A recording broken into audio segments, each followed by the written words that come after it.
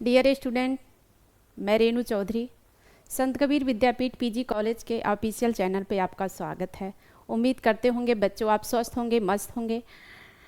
चलिए, अभी तक आपने पढ़ा है वृद्धि और विकास क्या है, वृद्धि और विकास में अंतर क्या है, वृद्धि और विकास को प्रभावित करने वाला कारक क्या क्या है, वृद्धि और विकास कितनी अवस्थाओं में होती है, ये आपने अभी तक पढ़ा है। ये तीसरा टॉपिक है वृद्धि और विकास का। इसमें आप देखेंगे वृद्धि और विकास के सिद्धांत, वृद्धि और विकास के सिद्धांत। आज हम लोग देखेंगे वृद्धि और विकास के सिद्धांत क्या क्या हैं।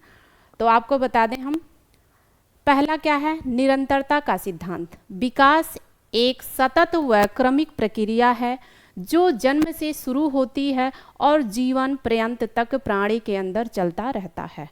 आपने देखा है निरंतरता का सिद्धांत। विकास एक सतत व क्रमिक प्रक्रिया है। विकास क्या है? सतत व क्रमिक प्रक्रिया है जो जन्म से शुरू होती है। मतलब बच्चा जब पैदा होता है तभी से क्या हो जाता है, विकास शुरू हो जाता है और जीवन पर्यंत तक चलने वाली प्रक्रिया है। जब तक एक मनुष्य का डेथ नहीं हो जाता है तब तक विकास होता रहता है, वो जीवन पर्यंत तक चलने वाली प्रक्रिया है। जब बच्चा जन्म लेता है तभी से शुरू हो जाता है और जीवन पर्यंत तक चलता रहता है। ठीक है, ये क्या है आपका पहला क्या है, निरंतरता का सिद्धांत। पहले में आपने देखा है निरंतरता का सिद्धांत। विकास एक सतत व क्रमिक प्रक्रिया है जो जन्म से शुरू होती है, जीवन पर्यंत तक चलती रहती है। ठीक है, अब देखेंगे दूसरा एकीकरण का सिद्धांत। पहला आपने देखा है निरंतरता का सिद्धांत, दूसरा क्या है, एकीकरण का सिद्धांत। यह क्या है, यह खंडों में मिलता है। जो एकीकरण का सिद्धांत होता है वो खंडों में मिलता है और उन खंडों में एक पूर्ण इकाई होती है। उन खंडों में एक पूर्ण इकाई होती है। जैसे एक बच्चा पहले क्या करता है, अलग अलग अक्षरों को पहचानता है, सीखता है, फिर जोड़कर शब्द बनाता है। आपने देखा है एकीकरण का सिद्धांत। एकीकरण के सिद्धांत में क्या है, यह खंडों में मिलता है। यह क्या है, खंडों में मिलता है। जो उन खंडों को पूर्ण इकाई होती है, जो उन खंडों की एक पूर्ण क्या होती है, इकाई होती है। जैसे बच्चा पहले अलग अलग अक्षरों को लिखता है। पहले बच्चा जब स्कूल जाता है तो क्या करता, अलग अलग अक्षरों को लिखता है। फिर क्या करता, वह पहचानना सीखता है। क्या पहचानता है, एक क है, ख है, ए है, बी है, ये सारी चीज़ों को पहचानना सीखता है। जैसे ए से क्या हो गया, एप्पल हो गया, तो बच्चा ये मान लेता है कि ए से एप्पल ही होता है और ए से एप्पल को हम ये कहते हैं। ये चीज़ों को बच्चा क्या करता है, पहचानना सीख लेता है। फिर उन शब्दों को क्या करता है, जोड़कर शब्द बनाता है। उन अक्षरों को जोड़कर शब्द बनाता है। तो आपने देखा है एकीकरण का सिद्धांत। पहले यह खंडों में मिलता है, पहले यह खंडों में मिलता है। उन खंडों में एक पूर्ण इकाई होती है। उन खंडों में एक पूर्ण इकाई होती है। जैसे एक बच्चा पहले क्या करता है, अलग अलग, पहले जब बच्चा स्कूल जाता है तो अलग अलग अक्षरों को क्या करता है, पहचानता है, सीखता है। अलग अलग अक्षरों को पहचानता है और सीखता है, जो जोड़कर शब्द बनाता है। वो अक्षरों को जोड़ करके फिर क्या करता है, शब्द बनाता है। ठीक है, तो ये क्या हो गया आपका एकीकरण का सिद्धांत। पहला आपने क्या देखा है, निरंतरता का सिद्धांत, जो जन्म से शुरू होती है और जीवन पर्यंत तक चलती रहती है। ठीक है, अब अगला आप देखेंगे,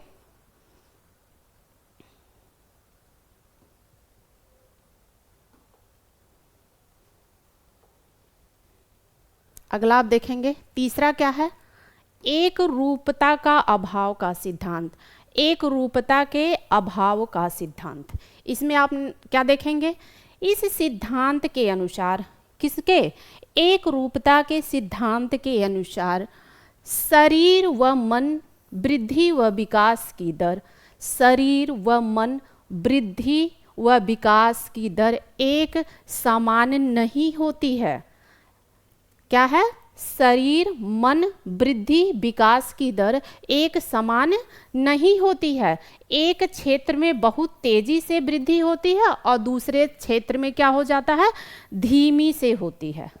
आपको बता दें, एक रूपता का अभाव होता है। एक समान वृद्धि की गति नहीं चलती है कि हर अवस्थाओं में वृद्धि की गति तेजी ही हो।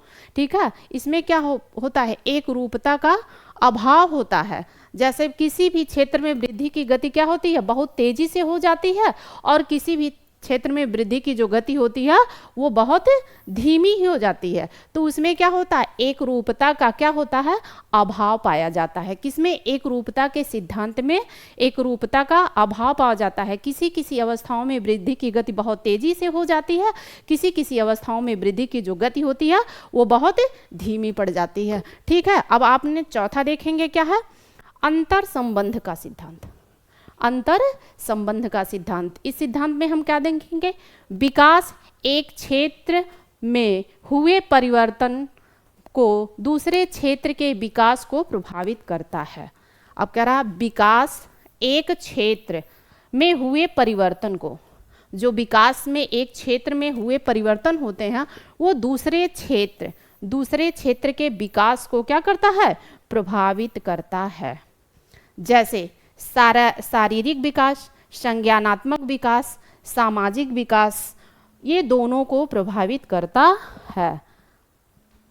दोनों को क्या करता है, प्रभावित करता है। अंतर संबंध का सिद्धांत, विकास एक क्षेत्र में हुए परिवर्तन, विकास के एक क्षेत्र में हुए परिवर्तन दूसरे क्षेत्र के विकास को क्या करता है, प्रभावित करता है। जैसे देखिए, शारीरिक विकास, संज्ञानात्मक विकास और सामाजिक विकास दोनों को प्रभावित करता है।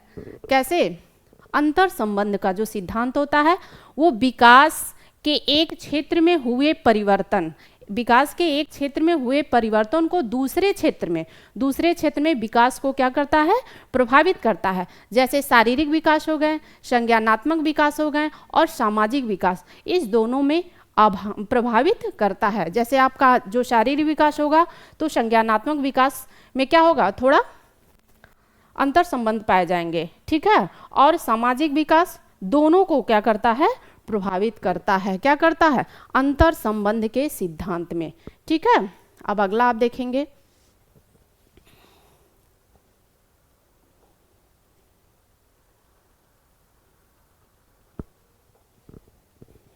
अगला क्या है, पांचवा क्या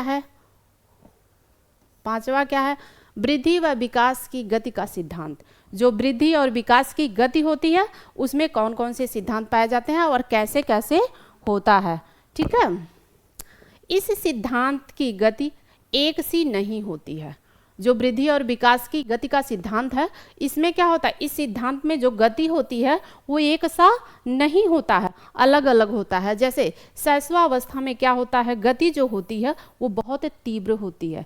जो शैशवावस्था में वृद्धि और विकास की गति होती है वो बहुत तीव्र होती है। ठीक है, और आपका कह रहा है बाल्यावस्था में क्या पड़ जाती है, मंद पड़ जाती है। जो बाल्यावस्था में होता है वो विकास की गति क्या हो जाता है, मंद पड़ जाता है।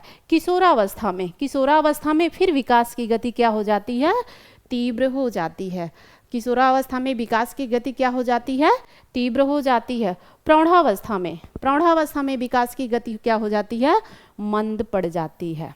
आपने देखा है, शैशव अवस्था में विकास की गति क्या हो जाती है, तीव्र हो जाती है। बाल्यावस्था में विकास की गति क्या हो जाती है, मंद पड़ जाती है। किशोरावस्था में फिर तीव्र हो जाती है और प्रौढ़ावस्था में फिर मंद पड़ जाती है। किसमें, वृद्धि और विकास की गति के सिद्धांत में। जो वृद्धि और विकास की गति होती है वो कभी बहुत तेजी से हो जाती है किसी अवस्था में बहुत कम हो जाती है, मंद पड़ जाती है। तो इन सारी अवस्थाओं में हमने देखा है शैशवावस्था में विकास की गति क्या हो जाती है, तीव्र हो जाती है। आपसे अगर पूछे कि शैशवावस्था में विकास की गति कैसी हो जाती है तो आप बताएंगे विकास की गति क्या हो जाती है, तीव्र हो जाती है। बाल्यावस्था में क्या हो जाती है, जब शैशवावस्था में तीव्र हो जाएगी तो बाल्यावस्था में क्या हो जाएगी, मंद पड़ जाएगी। ठीक है, किशोरावस्था में कैसा हो जाएगा, फिर तीव्र हो जाता है। किशोरावस्था में विकास की गति जो होती है वो तीव्र हो जाता है और प्रौढ़ावस्था में क्या हो जाता है, मंद पड़ जाता है।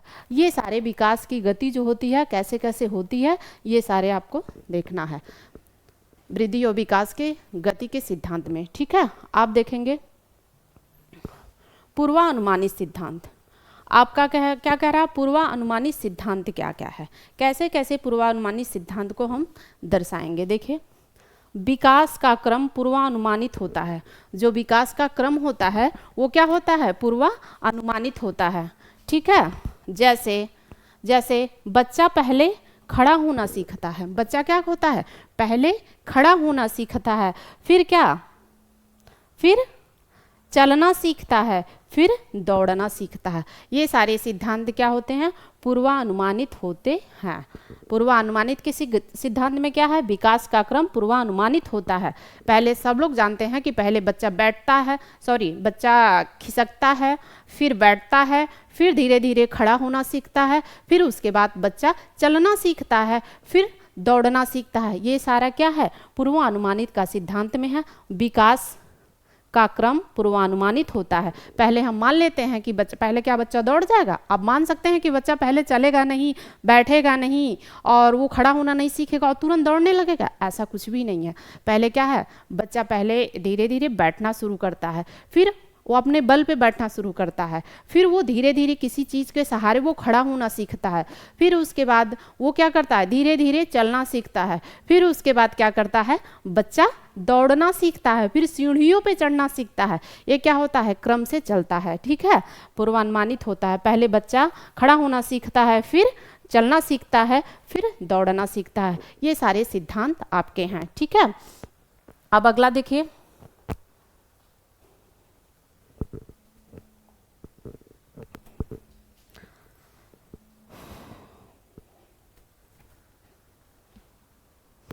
अगला देखिए, समीप दूरभाविमुखी का सिद्धांत। जो समीप दूरभाविमुखी का सिद्धांत है वो क्या है, पहले समीप का सिद्धांत होता है, फिर दूर के सिद्धांत की बात हो रही है यहाँ। समीप व दूरभावमुखी का सिद्धांत, यह देखते हैं। यह सिद्धांत में विकास की शरीर के केंद्र से शुरू होकर बाहर की ओर बढ़ता है। इस सिद्धांत में क्या है, यह सिद्धांत में विकास जो होता है वो शरीर के केंद्र से शुरू होता है। ये शरीर के केंद्र से शुरू होता है और बाहर की ओर बढ़ता है। यह सिद्धांत क्या है, विकास के शरीर के केंद्र से शुरू होता है और बाहर की ओर बढ़ता है। पहले शरीर के भागों में विकास होता है, पहले क्या होता है, शरीर के भागों में विकास होता है, फिर हाथ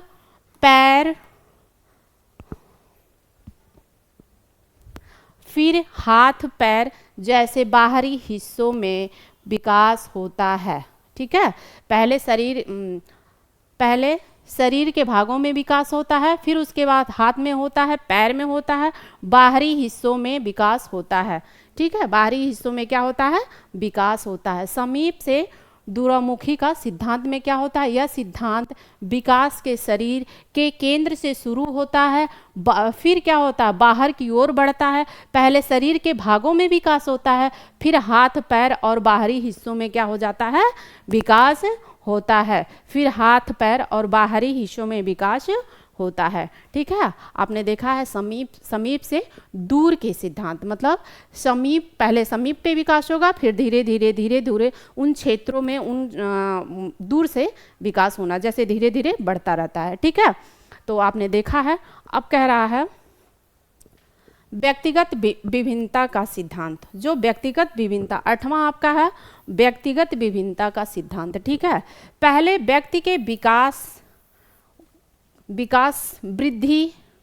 पहले व्यक्ति के विकास का वृद्धि दर अलग अलग होती है, भले ही विकास एक सामान्य पैटर्न का पालन नहीं करता है। पहले क्या है, पहले व्यक्ति के विकास व वृद्धि विकास व वृद्धि दर अलग अलग क्षेत्रों में होती है, भले ही विकास एक सामान्य पैटर्न का पालन करता है।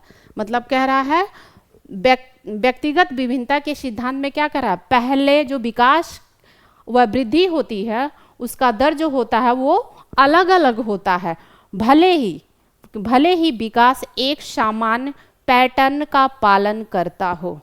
कह रहा है कि पहले जो व्यक्ति के विकास व वृद्धि होती है वो अलग अलग होती है, और उसके बाद भले ही बाद में वो क्या हो जाए, एक सामान्य पैटर्न का पालन करे। अभी ने आपने देखा है विकास और वृद्धि, ठीक है। अब आपको हम बता दें, शुरू से एक बार और देख लीजिए। निरंतरता का सिद्धांत, पहले आपने देखा है निरंतरता का सिद्धांत। विकास एक सतत व क्रमिक प्रक्रिया है जो जन्म से शुरू होती है और जीवन पर्यंत तक चलने वाली प्रक्रिया है। ये विकास के सिद्धांत को दर्शाता है, ठीक है। क्या दर्शाता है, विकास एक सतत व क्रमिक प्रक्रिया है जो जन्म से शुरू होकर जीवन पर्यंत तक चलता है।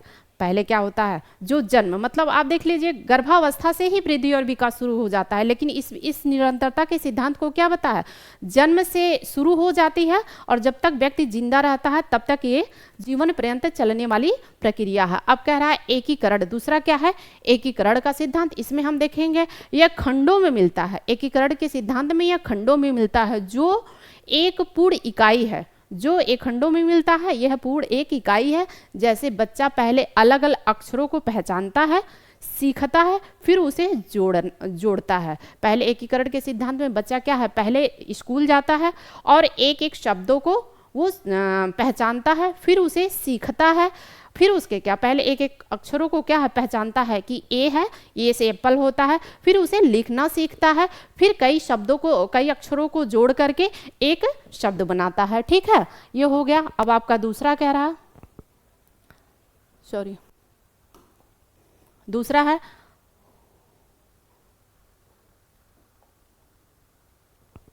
दूसरा है एक रूपता का अभाव का सिद्धांत। तीसरा है एक रूपता के अभाव का सिद्धांत। इसमें क्या क्या आपने देखा है, इस सिद्धांत में शरीर व मन वृद्धि और विकास, शरीर व मन वृद्धि और विकास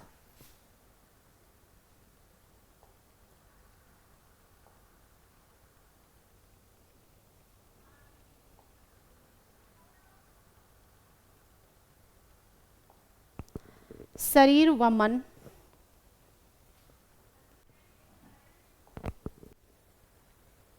हाँ, इसमें आपने देखा है एक रूपता का अभाव का सिद्धांत।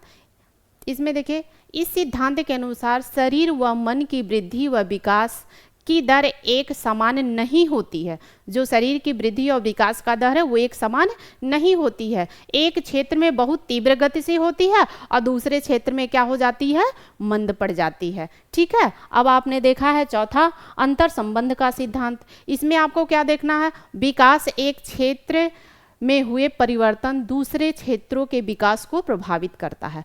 जो विकास में एक क्षेत्र में हुए परिवर्तन होते हैं उसमें दूसरे क्षेत्रों को क्या करता है, प्रभावित होता है। अगर एक क्षेत्र में बहुत तेजी से परिवर्तन हो रहा है तो दूसरे क्षेत्रों में क्या करेगा, वो प्रभावित करेगा। जैसे शारीरिक विकास हो गया, संज्ञानात्मक विकास हो गया, सामाजिक विकास हो गया, ये दोनों को प्रभावित करता है, ठीक है। अब आप देखेंगे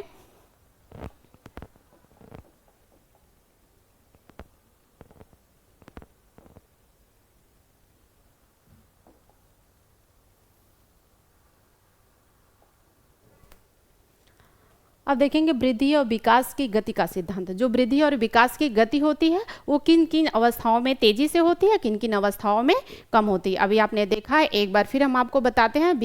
वृद्धि इस सिद्धांत की गति एक सी नहीं होती। इस सिद्धांत की जो गति होती है एक समान नहीं होती। जैसे शैशवावस्था में क्या हो जाती है, तीव्र हो जाती है, बाल्यावस्था में मंद पड़ जाती है और किशोरावस्था में भी तीव्र हो जाएगी और क्या हो जाएगा, प्रौढ़ावस्था में मंद पड़ जाएगा। अब क्या, पूर्वानुमानित सिद्धांत। आपने अगला देखेंगे छठवां पूर्वानुमानित सिद्धांत देखें। अब इसमें एक बार फिर हम आपको बताते हैं विकास का क्रम पूर्वानुमानित होता है। जैसे बच्चा पहले क्या है, खड़ा होना सीखता है, फिर वो क्या चलना सीखता है। पहले बच्चा क्या हो जाएगा, बैठना सीखेगा, फिर धीरे धीरे वो खिसकना सीखेगा, फिर वो खड़ा होना सीखेगा, फिर वो धीरे धीरे चलना सीखेगा, फिर वो दौड़ना सीखेगा। ये क्या होता है, पूर्वानुमानित होता है, मतलब पहले से निर्धारित होता है कि ये सारी प्रक्रिया एक ही बार में नहीं होगी, धीरे धीरे वो चलेगी। ठीक है। अब आपने देखा समीप और दूर का सिद्धांत। जो समीप और दूर का सिद्धांत है, उस सिद्धांत में आपको क्या देखना है, उस सिद्धांत में देखे हैं आप लोग। यह सिद्धांत में विकास की शरीर केंद्र से शुरू होती है। इस सिद्धांत में जो होता है, समीप से दूर के सिद्धांत में कैसे कैसे विकास होता है, यह सिद्धांत में विकास जो यह सिद्धांत में विकास शरीर के केंद्र से शुरू होता है और बाहर की ओर धीरे धीरे क्या होता है, बढ़ता है। पहले शरीर के भागों में विकास होता है, फिर हाथ में विकास होता है, पैर में होता है। जैसे जैसे वो विकास होता है वैसे वैसे बाहर के हिस्सों में विकास होना शुरू हो जाता है। व्यक्तिगत विभिन्नता का सिद्धांत, इसमें पहले व्यक्ति के विकास व वृद्धि दर अलग अलग होती है। पहले व्यक्ति के विकास और वृद्धि की जो दर होती है वो अलग अलग होती है। ठीक है, अलग अलग होती है। भले ही विकास एक सामान्य हो, मतलब भले ही विकास क्या हो, एक समान हो, पैटर्न का पालन करता है, यह अपने पैटर्नों का ही पालन करता है। ठीक है। अब ये आपका विकास और वृद्धि का सिद्धांत जो है वो बेटा ख़त्म हो रहा है, और फिर हम अगला टॉपिक आपको पढ़ाएंगे। ये वृद्धि और विकास के सिद्धांत की 3 टॉपिक हैं, इसे आप ज़रूर देखिएगा और इसे लाइक और सब्सक्राइब करिएगा, अपने दोस्तों के पास भी शेयर करिएगा। अच्छा लगेगा तो एक लाइक ज़रूर करिएगा। अगला टॉपिक हम आपसे फिर मिलेंगे नेक्स्ट वीडियो के साथ। ठीक है, थैंक यू।